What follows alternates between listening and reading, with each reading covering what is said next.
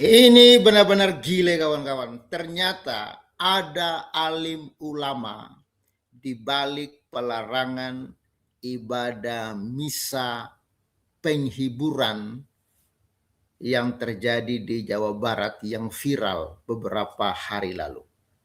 Ya, ini diungkapkan langsung oleh saudara dari almarhum.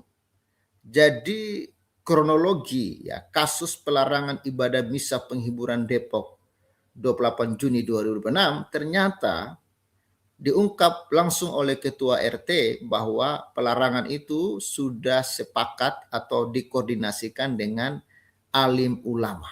Ini di Cipayung kawan-kawannya. Coba kita lihat videonya. Oke, ini langsung disampaikan oleh Bisa diceritakan sedikit seperti apa sih kronologisnya awalnya itu, Pak? Oke, baik. Perkenalkan, nama saya Dion Siotang, adik kandung dari almarhum ini, gitu ya ya. Dion Sihotang, adik kandung dari almarhum. Jadi kronologinya begini, tadi malam kita mau adakan kebaktian untuk menghormati almarhum ini, pihak keluarga gitu ya, dengan jemaat yang ada di lingkungan Cipayung, ya, Bulak Timur. Nah, tetapi sebelumnya memang kami sudah memberitahukan kepada RT, RW bahwa kita akan mengadakan itu. Tetapi tiba-tiba jam 7 sebelum mulai kebaktian itu Pak RT telepon, ya, kita telepon bahwa kebaktian tidak boleh dilakukan. Kami sudah sepakat dengan alim ulama dan tokoh-tokoh di daerah. Ya, sepakat dengan alim ulama. Ini Pak RT yang telepon ya.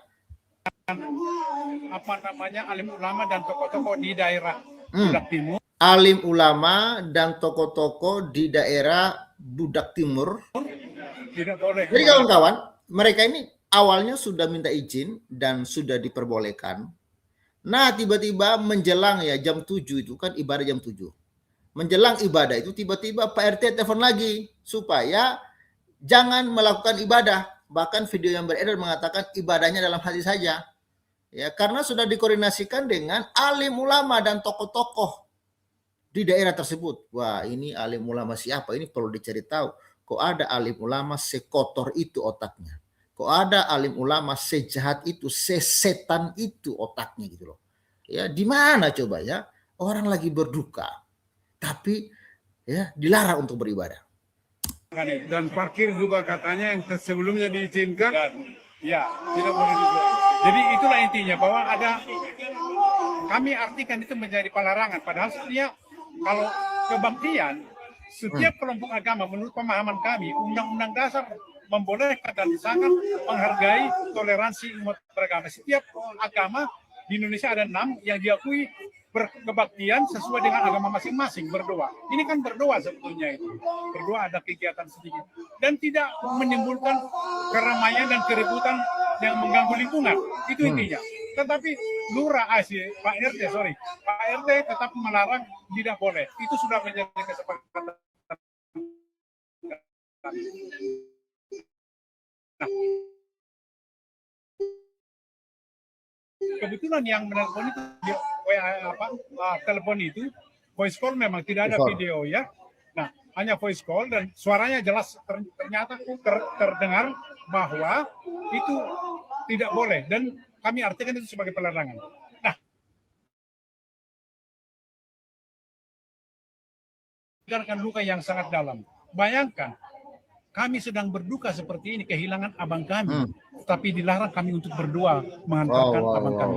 Bayangkan, Pak. Jadi ini meninggalkan luka yang sangat dalam. Nah, karena kejadian yang sebelumnya pernah terjadi 10 tahun yang lalu kira-kira, dia itu lebih tragis lagi gitu. Nah, di tengah kebaktian, tiba-tiba sekelompok orang membubarkan acara itu. Di mana Pak lokasinya? Ibadah lokasi yang sama. Di lokasi yang sama, di rumah yang sama. Oh, ternyata di rumah yang sama juga sudah pernah ada kejadian 10 tahun lalu. Berarti memang kawan-kawan, orang-orang di situ memang jahat. Orang-orang di situ tuh nggak punya hati nurani. Orang-orang atau ya para penduduk-penduduk yang melakukan pelarangan ini memang sudah dirasuki iblis. Mereka itu pengikut iblis sepertinya. Sampai-sampainya mengalami hal seperti ini loh. Saya juga saksi mata waktu itu, ikut merasakan. Dan kita sudah bernegosiasi dengan mereka, mengatakan tidak, pokoknya tidak boleh bubar segala macam. Alasannya apa? Tidak ada alasan, pokoknya kami tidak boleh mengadakan kebaktian di sini. Itulah kira-kira. Nah, jadi benar-benar kami sangat, itu tadi saya katakan, tidak ada alasan. Kami tanya alasannya apa, Pak? Tidak ada. Pokoknya kami itu tidak boleh mengadakan apa di sini, kebaktian di sini. Ditanya alasannya tidak ada, tidak tahu apa alasannya. Izin sudah, pertama izin udah dikasih, lalu tiba-tiba dilarang lagi. Jadi kita bingung. Nanti kalau kita ibarat, mana izinnya? Sudah izin pun tetap aja nggak dikasih izin. Kita harus bikin gimana coba? Kan parkir pun yang di samping rumah itu persis yang dipakai oleh para pengunjung. Yang sebelumnya sudah diizinkan Ustadz yang punya Ustadz, tanah, iya. tapi RT melarang. Dilarang via telepon itu. Gitu. Nah, jadi buat parkiran yang mereka sudah izin sama tetangga sudah dikasih, ditelepon sama PRT dilarang. Ini kan apa sih maunya gitu loh. Kami ini sangat luka yang sangat mendalam, mengingat kejadian sebelumnya pernah terjadi yang sangat melukai kami. Di tengah kebaktian itu lebih tragis lagi, dibubarkan sudah makanan sudah tersedia, memang belum makan, tapi sedang kebaktian, bayangkan gitu, sedang orang sedang berdoa, dibubarkan. Betapa sakitnya, betapa lukanya ke hati kami. Respon dari pemerintah sendiri seperti apa saat ini? Ya, sesudah itu datanglah utusan dari kantor Camat, Lurah, RW, untuk mengatakan silakan lanjutkan katanya. Padahal itu sudah jam setengah malam, sudah mau bubar. Sudah kami ambil keputusan untuk memindahkan rumah duka di tempat ini karena di sana tidak aman. Bayangkan sampai-sampai mayatnya itu harus digotong, dipindahkan ke tempat yang lebih aman untuk mereka bisa beribadah. Kita negara ini negara merdeka, tapi sepertinya sedang dijajah oleh alim ulama yang melarang ini. Ada alim ulama di balik ini. Negara ini, bangsa ini dijajah, kawan-kawannya. Yang menjajah siapa? Alim ulama, tokoh-tokoh Islam ini yang dalam konteks video ini ya dijajah. Ya, kasihan warga-warga yang pengen ibadah kok. Sejahat itu mereka ya. Memang biang keroknya mereka-mereka aja. Yang ngaku-ngaku alim ulama, ngaku-ngaku tokoh agama. Iya kan? Kami kan sesuai dengan acara tradisi gereja dan adat kami akan mengadakan seperti inilah. Ada nyanyi, tapi tidak melakukan sesuatu yang kegiatan yang heboh yang menimbulkan kegaduhan terhadap lingkungan. Ya, itu intinya. Jadi kami kebaktian artinya namanya juga kebaktian ya. Sama seperti kalau di Muslim misalnya kan kalau ada tahlilan setiap malam itu kalau salah 7 hari itu kan berkumpul di sejumlah umat. Kami oke saja Pak. Kami tetangga saya juga pernah terjadi seperti itu. Saya tidak keberatan. Kita oke saja. Itu namanya toleransi. Nah, jadi kalau tadi malam itu benar-benar intoleransi dan alasannya tidak masuk akal.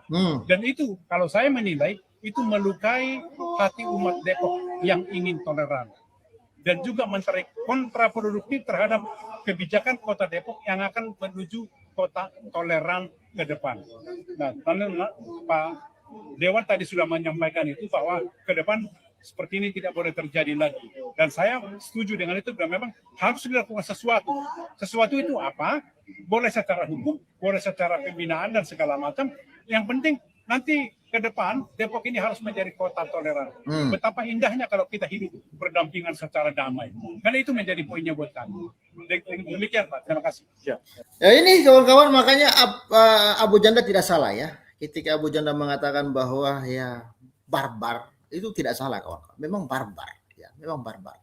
Oke, sebelum kita lanjut, Pak Fel ucapkan terima kasih dulu ya kepada salah seorang anak Tuhan yang mengirimkan berkat ya 500.000 ke rekening BCA. Terima kasih untuk dukungan Anda, ini sangat membantu Pavel dalam pelayanan yang sedang Pavel kerjakan di pedesaan ya, baik secara online maupun offline ya. Terima kasih untuk dukungan kalian semua dan doa Pavel Tuhan Yesus memberkati. Sobat Waras yang rindu untuk menabur, mendukung ya pelayanan Pavel di pedesaan, Anda bisa support melalui nomor rekening yang ada di layar kaca. Nah, coba kita lihat apa yang dikatakan oleh Abu Janda. Sama, memang barbar, super barbar mereka ini kawan-kawan ya. suasana di rumah duka Bapak Sihotang. Semua warga Katolik datang untuk menghadiri misa penghiburan, tetapi RT setempat tidak membolehkan, tidak boleh melakukan ibadat apapun, hanya boleh ibadat di dalam hati masing-masing.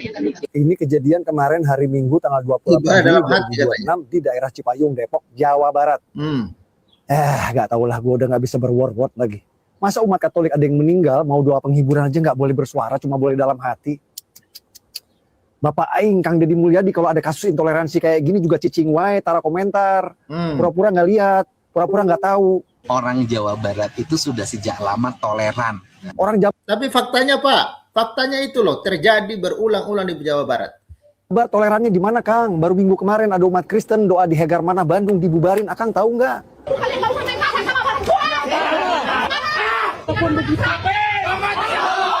Sekarang umat Katolik mau ibadah penghiburan aja masa nggak boleh bersuara sama Pak RT, harus dalam hati.